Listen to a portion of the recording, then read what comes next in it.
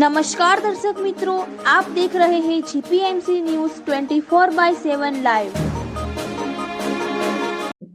સાબરકાંઠાના Himmatnagar urban development authority ઉડાને લઈને 11 ગામના ગ્રામજનો અને ભારતીય જનતા પાર્ટીના આગેવાનો આ સૌ અગ્રણીઓ દ્વારા છેલ્લા અનેક દિવસોથી રાજ્ય સરકારના વિભાગો અને સરકાર જોડે અલગ અલગ વિષયોને લઈને એમના ખાસ કરીને જે વિષયો હતા તે મૂકવામાં આવ્યા હતા.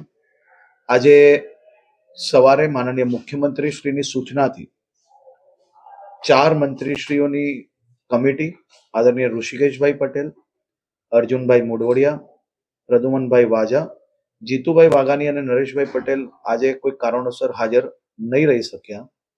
આ તમામ મંત્રીશ્રીઓ સાથે મળીને અમારા સાબરકાંઠા જિલ્લા ભારતીય જનતા પાર્ટીના આગેવાનો, ચૂંટાયેલા પ્રતિનિધિઓ અને આ 11 ગામના આગેવાનો સાથે એક બેઠક રાખવાનો નિર્ણય લેવામાં આવ્યો હતો.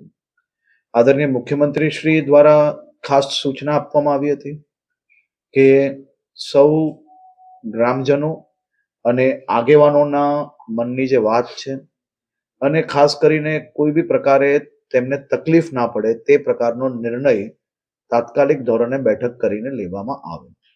આજે હિંમતનગરના અને સાબરકાંઠાના સૌ આગેવાનો સાથે મળીને અમે 4 મંત્રીશ્રીએ મુખ્યમંત્રી શ્રી જોડે વિચાર અને વિમર્શ કર્યા બાદ હુડાનો નિર્ણય હાલ પૂરતો સંપૂર્ણ રીતે સ્થગિત કરવામાં આવે છે. અગાઉ પણ તત્કાલીન મુખ્યમંત્રી આનંદીબેનના સમય વિરોધ થયો હતો, એ વખતે પણ સ્થગિત કર્યું હતું, અત્યારે ફરીથી સ્થગિત કર્યું. 2 વર્ષ પછી ફરીથી આવશે, ફરીથી વિરોધ આવશે, તો એમાં કઈ કાયમી નિરાકરણ? આ તમામ ગામના સૌ અગ્રણીઓ અને અમારા સૌ લોકોની ખૂબ ડિટેલ્ડ ચર્ચા આ બાબતની થઈ છે અને સૌ લોકોના હિતમાં જ જે નિર્ણય લેવાયો હતો તેની ખાસ કરીને એમને આવશ્યકતા નથી લાગતી, જેથી સરકાર દ્વારા નિર્ણયને સ્થગિત કરી લેવામાં આવ્યો છે. Thank you.